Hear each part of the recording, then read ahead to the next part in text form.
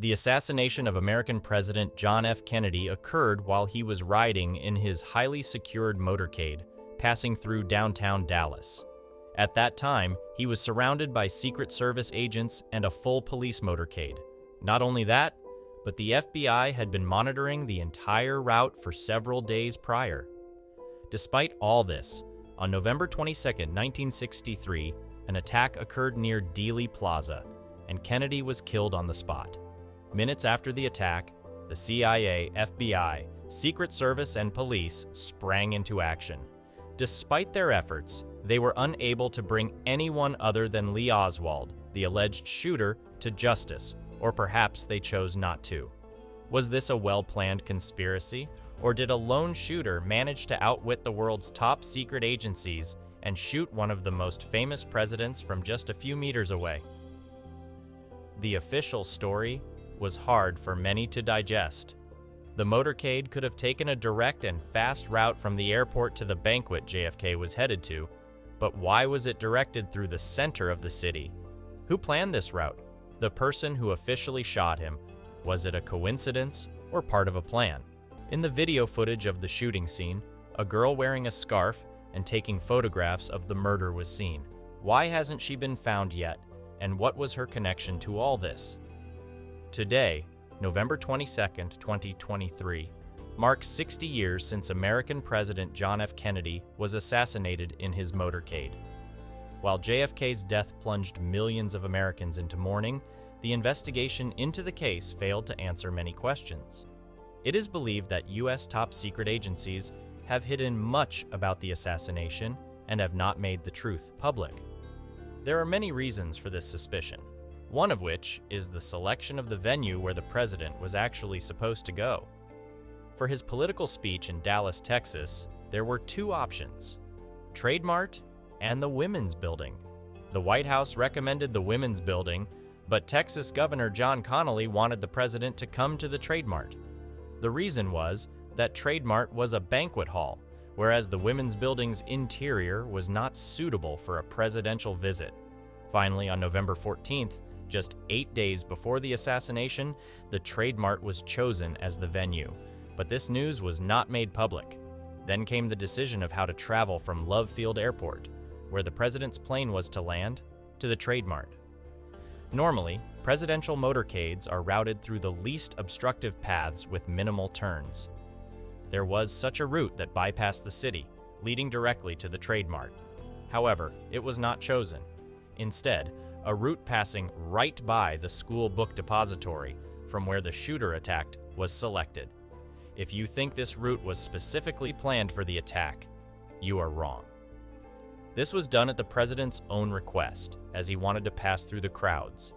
However, if the Women's Building had been chosen instead of the Trade Mart, the motorcade would have taken a different main road, increasing the distance from the book depository and making it harder for the shooter, as the First Lady, Jacqueline Kennedy, who always sat on the president's left, would have been between the shooter and the president. The choice of the Trade Mart as the venue was crucial to the assassination's planning, and as you learned, this selection was made by Texas Governor John Connally. However, Connally's intentions cannot be doubted because he was also in the presidential limousine, along with his wife, and was injured during the attack. Furthermore, Governor Connally was initially against this route, preferring a path outside the city to the Trade Mart. But someone had been calculating all these factors long before. The motorcade and venue were publicly announced only 3-4 days before the assassination, meaning this information was not known earlier. However, something happened 2 months prior at the school book depository that suggests someone had prior knowledge. Half an hour before the assassination, Oswald was on the 6th floor of the book depository with some colleagues. It was lunchtime and everyone went to the 1st floor, leaving Oswald alone on the 6th floor. As the president's motorcade arrived, many people gathered outside the depository to watch, with some employees watching from 5th floor windows. At 12:30 p.m., as the limousine made a left turn near the depository, the first shot was fired. Some witnesses claim there were 2 shots, while others heard 3. One bullet hit the president's neck and another struck his head. The driver quickly drove away from the location, but it's likely that President Kennedy died instantly. Many in the crowd saw the shooter, who was firing from the rightmost window on the 6th floor of the book depository. Descriptions of the shooter varied. A police officer in the motorcade immediately entered the building upon hearing the first shot. He reached the 6th floor, but found no one. Within minutes, the entire building was sealed off by the police and FBI, and all employees inside were prevented from leaving. However, one person was missing: Lee Oswald. Oswald likely left the book depository right after the shooting. He went to his room, changed clothes, took his pistol, and left. The police, already searching for him, had alerted their units across the city. An officer patrolling the area spotted Oswald, but before he could act, Oswald shot and killed him. Oswald then hid in a nearby movie theater, where he was soon found and arrested by the police. Over the next 2 days, the police, FBI, and CIA interrogated Oswald extensively, but no recordings of these interrogations exist. On November 24th, while being transferred from the police headquarters to jail, Oswald was shot and killed in front of the media by a bystander. Both John F. Kennedy and Lee Oswald died in the same hospital. The official story released had many questioning its credibility. Witnesses claimed the man they saw on the 6th floor was not Oswald. Oswald himself maintained his innocence in front of the media. Analyzing the story, the police believed Oswald had cleverly and meticulously planned everything, securing a job at the book depository and outsmarting the FBI, CIA, and police intelligence. However, many people questioned why Oswald would make such blatant mistakes at the end, like fleeing the building, killing a police officer, and hiding in a movie theater, if he had planned everything so perfectly. Numerous investigation reports were published after JFK's assassination, but each one only added to the confusion.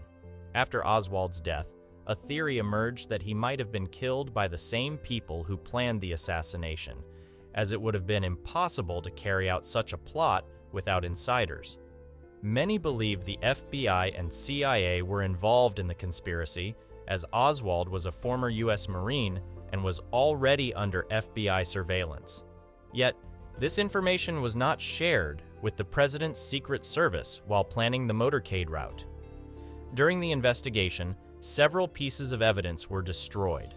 For example, 3 bullet shells found on the 6th floor were moved before being photographed, and the initial videos made by the police at the shooting site disappeared.